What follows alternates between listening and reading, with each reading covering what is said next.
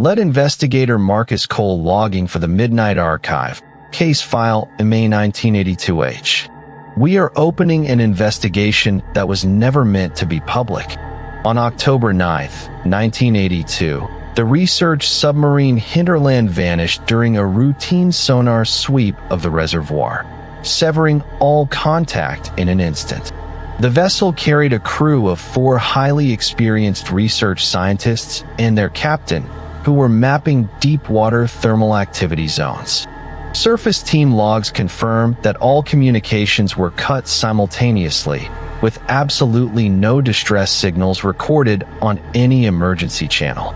Official rescue teams swept the entire reservoir for 3 consecutive weeks, but discovered no debris, oil slicks, or physical evidence of a sinking. The initial report concluded a catastrophic hull breach, but the structural blueprints of the sub contradict this finding. The initial search team focused on the lake's deepest trench, where water pressure anomalies were detected prior to the sub's disappearance.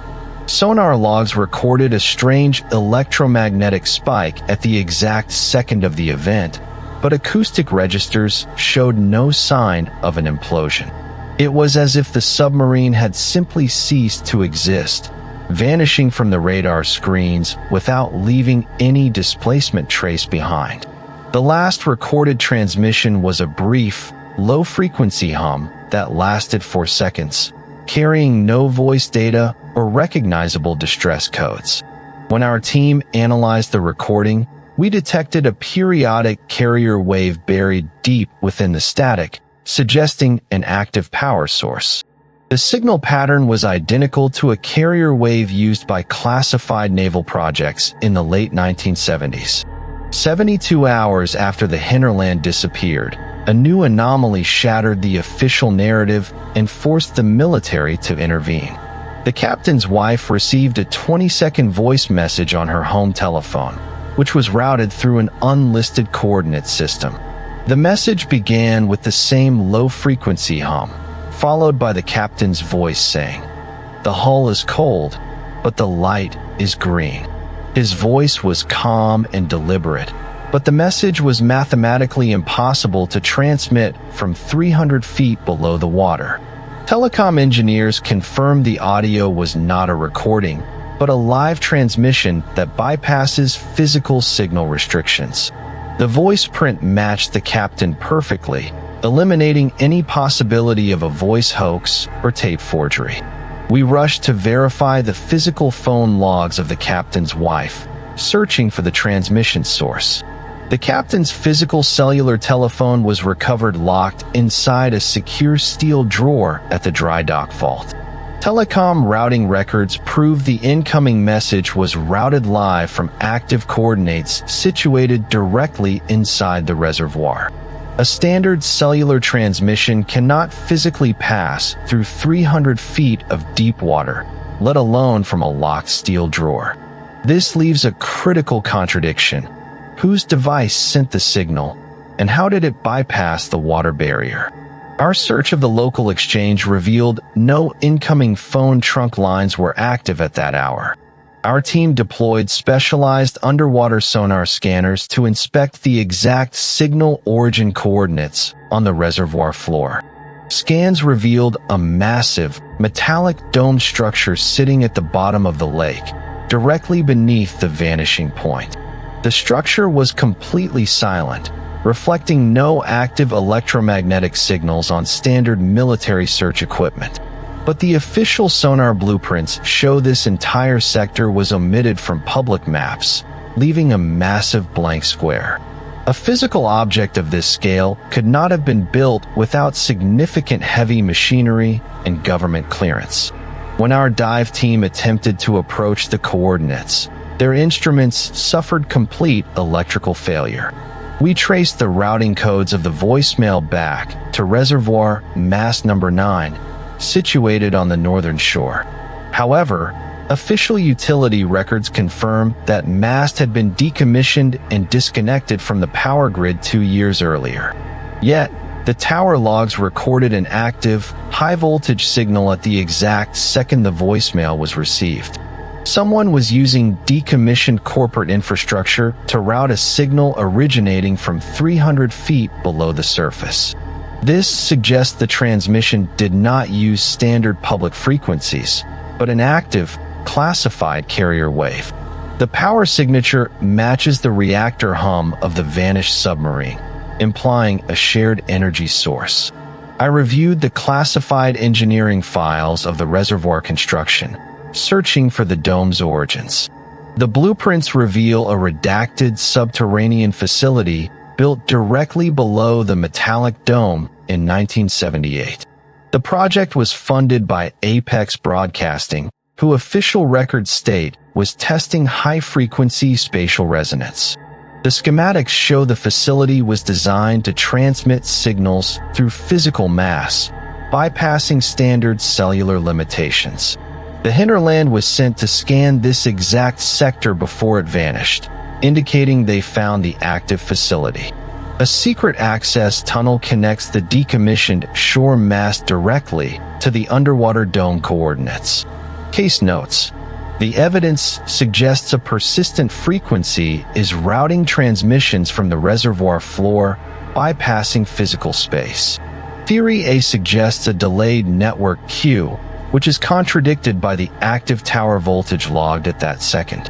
Theory B suggests a spatial resonance frequency reflecting the captain's voice like an electromagnetic tape loop. Theory C is the Lost Signal Society using the dome facility to transmit classified data through the water.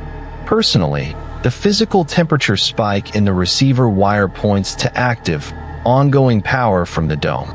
The signals are not echoes of the past. They are active broadcasts transmitted in real time.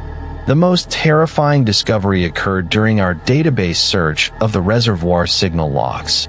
A second voicemail with the exact same frequency hum was logged 12 years after the sub's disappearance. The transmission was received by a former technician of the Apex facility on his private line. The caller never identified themselves, only breathing heavily before the line cut, leaving identical coordinates. The signal source was situated at the exact coordinates of the underwater dome, proving the frequency remains active. A third signal spike was recorded just 6 months ago, using the same decommissioned mast codes. We are left with a single, chilling conclusion that official records have attempted to cover up. The crew of the hinterland did not drown in the reservoir, nor did their vessel suffer structural failure. They crossed into a frequency plane that is still active, broadcasting from coordinates that do not exist. Which explanation do you believe? Glitches, spatial resonance, or a corporate cover-up by Apex Broadcasting? Write your verdict in the comments. The file of the hinterland remains open. This is lead investigator Marcus Cole, closing this log for the Midnight Archive. This confirms the signal is not a passive echo, representing an impossible power routing from the dome. The frequency matches the reactor hum of the decommissioned Apex vaults, proving they are still generating power. The official decommissioning records state the reactors were defueled and concrete-filled in 1978. The thermal data of the reservoir bottom shows an abnormal warmth directly over the dome structure. Case notes: the evidence indicates an abnormal transmission loop is operating from the reservoir floor using an unexplained routing mechanism. Theory A suggests a delayed echo or network Q, which is impossible given the active tower voltage. Theory B suggests an active feedback loop reflecting the engineer's voice, without any physical tape. Theory C is the Lost Signal Society using the decommissioned dome facility to transmit data through the water. Personally, the physical temperature data in the receiver wire points to active, ongoing power from the dome. The signals are never simple echoes of the past. They are active broadcasts transmitted in real time. The official coroner reports on previous dive team incidents are blank, omitting the frequency burn details. This suggests the spatial transmission is never a benign echo, presenting an abnormal power distribution system.